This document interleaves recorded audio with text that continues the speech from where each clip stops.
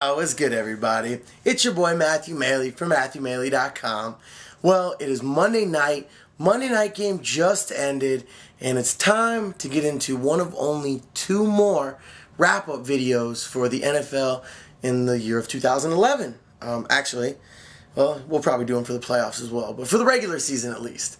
So, as you guys know from my past video, I'm out of the playoffs in my fantasy leagues, but I still do want to touch on them a little bit to give a couple of my friends a little shout out. So, first off, we'll start in what's called the Any Given Sunday League, and want to give a shout out to my homegirl Jen. She ended up winning the championship over her husband Cam, who, as you guys know, are two of my really good friends.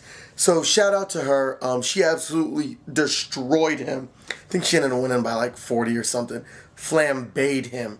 Just murked him. Stabbed him with an ice pick. Grimy style. I could keep going, but, you know, you get the picture.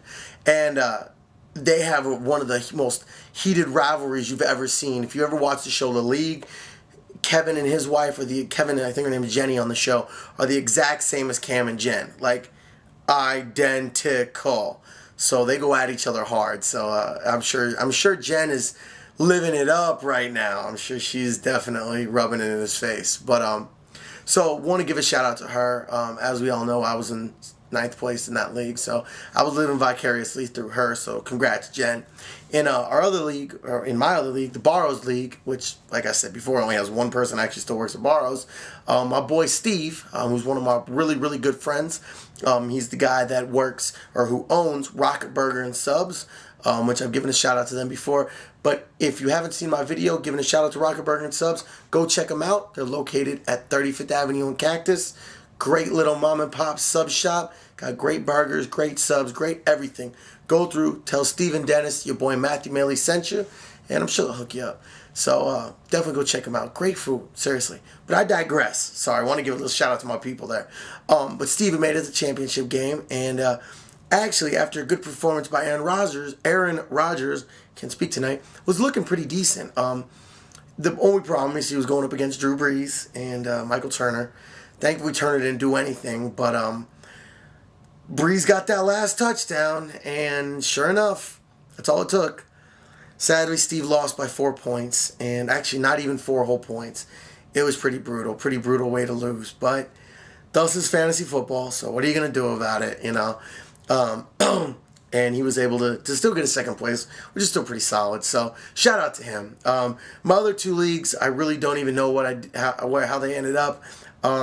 The one league, I'm not even going to be in next year, so I didn't really care how it ended up. And in the other one, I'm still pretty heated that I was in 1st place all season and lost to the last place team. So because I'm so heated off of that, I haven't even checked. But when we go to my picks for the NFL, I gotta say I'm doing pretty well. I have been able to make somewhat of a comeback after that night when I wasn't able to put in my picks thanks to not having Wi-Fi, and which I'm so stupid. I don't know why I didn't just do it on my phone, but whatever. So after that week where I only got 4 games right when I was averaging 9 or 10, I was able to pull out a 10-win week this week, and I'm only 1 game behind. So it's the person I'm up against has 160. In terms of games chosen correctly, and I have 159. So I got to pull out all the stops next week, and hopefully I'm able to beat him by, you know, an extra 2 games. Actually, I gotta finish with 12 wins or something, and have him only get 10. So hopefully that'll happen. We'll see what happens, but I'm not sure what'll happen if we get a tie. Well, let's hope that doesn't happen. I just take the win. That's what we're aiming for. So then we'll go to the actual games that happened this week, and I gotta say, I really am impressed with what the NFL did this week, or just sports in general, but especially the NFL. I liked that they moved all the games to Saturday because it was my birthday, so I spent the whole day watching football. But I really did think it was set up well. So you had the one Thursday game, and you had all the Saturday games, which allowed a lot of the teams to spend their, Christmases with their family, and then you only had the one Sunday night game and then the one Monday night game. So I really liked how they did that. So shout out to the NFL for that. That was really cool. I liked that. Plus, I liked it that Sunday was pretty much a day for nothing but basketball. So it's a great sports weekend. It really was. But it ended up yes and no for the weekend in terms of the sports for my teams. The Ravens ended up getting a win. It was a pretty hard fought game. Honestly, the Browns, I didn't get a chance to watch it. It wasn't broadcast in my in my area. But from what I heard, the Browns defense actually was pretty solid, and it turned out to be more of a defensive struggle than anything. I believe the final score was 20-14, if I'm not mistaken. Let me see here. Yeah, 20-14. Flacco only had like 132 yards, so you can tell it was definitely somewhat of a defensive struggle. But Ray Rice was able to carry the team and got him a win, so you're looking pretty solid. Definitely still want to get a win in Week 17. And we'll be looking good to lock up, home court or home field through the playoffs and first round bye. So that's huge. Then it goes to the Cardinals, and we had a very, very slim playoff hope. I'll admit that, but it was still nice to keep hope alive. And sadly, our hope came crashing to an end against the Bengals. Bengals, have been that team that have surprised a lot of people this year. Really kind of come out of nowhere, and I'm impressed with them. I used to be a huge Bengals fan as well when Chad Ochocinco was there, when he was Chad Johnson and good. So I really was a big fan. So plus when Chris Henry, rest in peace, and TJ Houshmandzadeh, I really like that team. So, in a way, it was still all right, but it would have been nice to see the Cardinals still have something available. But especially when we had the chance, honestly. It was 4th and 9, fourth quarter. I'm looking at you early, Mr. Doucette. Wide open. Wide open. Total blown coverage. All he has to do is catch this ball and fall to the ground, and we have tied the game.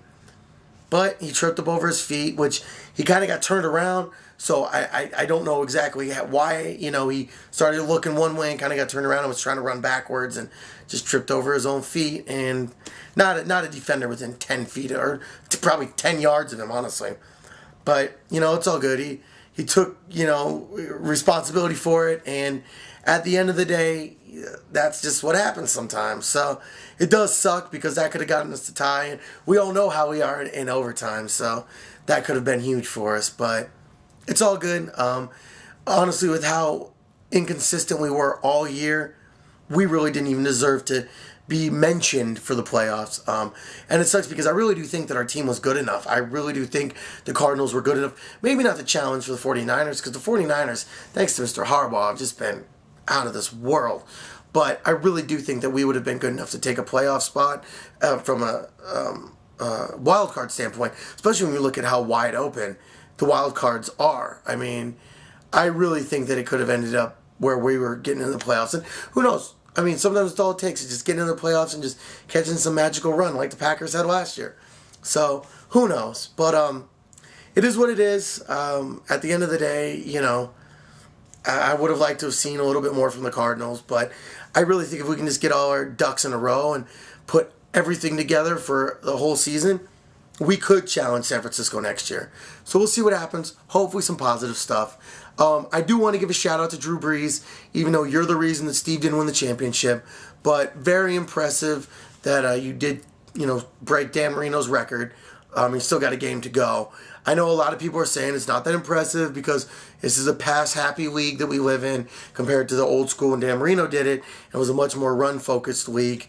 But at the end of the day, it's still one of the records that most people thought would never be broken.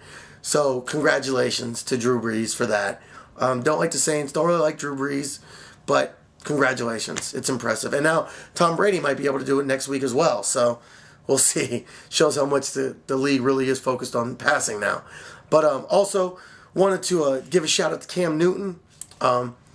You're looking amazing. You're going to win the Rookie of the Year over my boy, Patrick Peterson. But you are killing it. I want to look at this here. He got 3 touchdowns. Only had 171 yards, but 3 touchdowns. And he officially broke Peyton Manning's rookie passing record, as well as broke the touchdown record and the rushing touchdown record. So the dude's just killing it. He's a shoo-in for Rookie of the Year.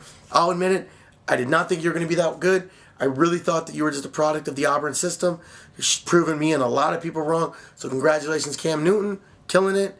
And also want to touch just real quick. Also, I want to say shout out to the Lions. You guys just destroyed the Chargers and looked amazing doing it. That interception by Cliff Averill, when he went up, up, up, up, up, it was very impressive. He just climbed his ladder up there. So shout out to him. Then I got to touch on the topic of Tebow, because I really do feel that the Tebow train's hitting a roadblock here, kink in the tracks. 4 interceptions, just looked horrible.